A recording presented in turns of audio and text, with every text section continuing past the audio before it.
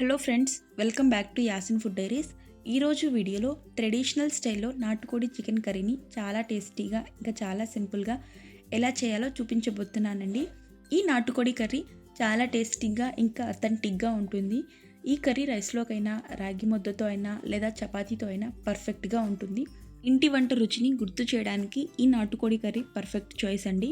Late చేయకుండా నాటుకోడి chicken కర్రీని చాలా సింపుల్గా ఇంకా చాలా టేస్టీగా ఎలా ప్రిపేర్ చేయాలో చూసేద్దామండి. నేను ఇక్కడ 1 కేజీ వరకు నాటుకోడిని తీసుకున్నానండి. చక్కగా కాల్చి ముక్కల్లాగా కట్ చేసి తీసుకున్నాను. ఇక్కడ నేను మీడియం సైజులో ముక్కల్ని కట్ చేసుకున్నానండి. ఇప్పుడు ఈ నాటుకోడిని స్మెల్ రాకుండా సాల్ట్ ఇంకా పసుపు వేసి 1కి 2 సార్లు బాగా వాష్ చేసుకుని తీసుకున్నాను. ఇప్పుడు ఇందులోకి 1 స్పూన్ సాల్ట్ ఇంకా 1 స్పూన్ పసుపుని యాడ్ చేసి ముక్కలకి పట్టేటట్టు బాగా మిక్స్ చేసుకోవాలి. తర్వాత ఇందులోకి అడుగు పట్టకుండా కొంచెం వాటర్ని యాడ్ చేసి కుక్కర్ మూత పెట్టి ఒక 3 విజిల్స్ వచ్చే వరకు కుక్ చేసుకోవాలండి. ఒక 3 విజిల్స్ రాగానే స్టవ్ ఆఫ్ చేసేసి పక్కన పెట్టుకోండి. ఇప్పుడు ఈ విజిల్స్లో గాలి అంతా పోయాక కుక్కర్ మూత తీయండి. చూడండి, నాటుకోడి ఒక 80% వరకు కుక్ అయిపోయింది.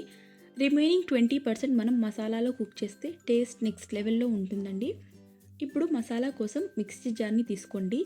అందులోకి చిన్న సైజ్ కొబ్బరిని చిన్న చిన్న పీసెస్గా కట్ చేసి యాడ్ చేయండి. తర్వాత ఇందులోకి కొంచెం దాల్చిని, 3 నుంచి 4 లవంగాలు, కొంచెం మిరియాలను వేసి మూత పెట్టి ఫైన్ పేస్ట్లా గ్రైండ్ చేసుకోవాలండి. వీలైనంత మెత్తగా గ్రైండ్ చేసుకోవాలండి. ఇలా ఫైన్ పేస్ట్లా చేసుకుని పక్కన పెట్టుకోండి. ఇప్పుడు స్టవ్ మీద ఒక గిన్నెని పెట్టుకోండి. అందులోకి ఒక 2 నుంచి 3 స్పూన్ల వరకు ఆయిల్ని యాడ్ చేయండి. ఆయిల్ హీట్ అయ్యాక అందులోకి 3 నుంచి 4 పొడుగ్గా కట్ చేసిన పచ్చిమిర్చి ఇంకా పొడుగ్గా కట్ చేసిన ఉల్లిపాయని వేసి ఫ్రై చేసుకోవాలి. ఈ ఉల్లిపాయలు కలర్ చేంజ్ అయ్యే వరకు ఫ్రై చేసుకోవాలండి. ఇలా ఉల్లిపాయలు కొంచెం ఫ్రై అయ్యాక అందులోకి 1 స్పూన్ వరకు అల్లం వెల్లుల్లి పేస్ట్ని యాడ్ చేయండి. ఈ అల్లం వెల్లుల్లి పేస్ట్ పచ్చివాసన పోయే వరకు ఫ్రై చేసుకోవాలి.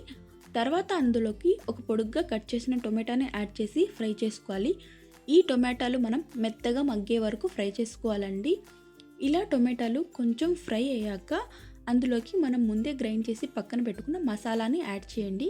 నెక్స్ట్ అందులోకి టేస్ట్కి సరిపోయే సాల్ట్, చిటికెడు పసుపుని వేసి ఫ్రై చేసుకోవాలి. తర్వాత కొంచెం వాటర్ని యాడ్ చేసి ఈ మసాలాను ఒక 5 to 10 మినిట్స్ కలుపుకుంటూ ఫ్రై చేసుకోవాలి. ఒక 5 మినిట్స్ తర్వాత ఇందులోకి 1.5 స్పూన్ వరకు కారంని యాడ్ చేయండి. తర్వాత అందులోకి 1 స్పూన్ వరకు ధనియా పౌడర్, ఇంకా కొంచెం కొత్తిమీర, ఇంకా ఈ మసాలాలు మాడిపోకుండా కొంచెం వాటర్ని యాడ్ చేసి ఈ మసాలా నుంచి ఆయిల్ పైకి తేలేంత వరకు కుక్ చేసుకోవాలండి.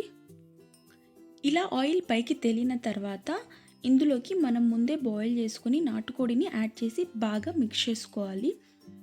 ఇలా నాటుకోడిని ముందే బాయిల్ చేయడం వల్ల టేస్ట్ సూపర్గా ఉంటుందండి.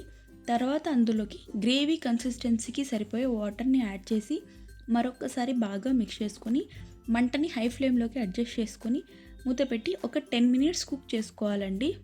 ఒక 10 మినిట్స్ తర్వాత మూత తీసి మరొకసారి బాగా కలుపుకొని ఒక 5 మినిట్స్ మంటని మీడియం ఫ్లేమ్లోకి అడ్జస్ట్ చేసుకొని కుక్ చేసుకోవాలండి. ఒక 5 మినిట్స్ తర్వాత మూత తీసి పైన కొంచెం కొత్తిమీరని స్ప్రింకిల్ చేసుకొని ఒకవేళ సాల్ట్ సరిపోకపోతే సాల్ట్ని కూడా అడ్జస్ట్ చేసుకొని బాగా కలుపుకొని స్టవ్ ఆఫ్ చేసేసేయండి. అంతే అండి, మన టేస్టీ ఇంకా విలేజ్ స్టైల్ నాటుకోడి రెడీ అండి. ఈ నాటుకోడిని కుక్ అవ్వడానికి కాస్త టైం పడుతుందండి. కానీ ఒక్కసారి నేను చూపించినట్టుగా ట్రై చేయండి. మీకు ఎలా వచ్చిందో మీ ఫీడ్బ్యాక్ని కమెంట్ బాక్స్లో పిన్ చేయండి. రెసిపీ నచ్చితే లైక్ చేయండి, షేర్ చేయండి, ఇంకా సబ్స్క్రైబ్ చేసుకోండి. ఇలాంటి మరిన్ని క్విక్ అండ్ టేస్టీ రెసిపీస్ కోసం యాసిన్ ఫుడ్ డైరీస్ని ఫాలో అవ్వండి. Thank you for watching.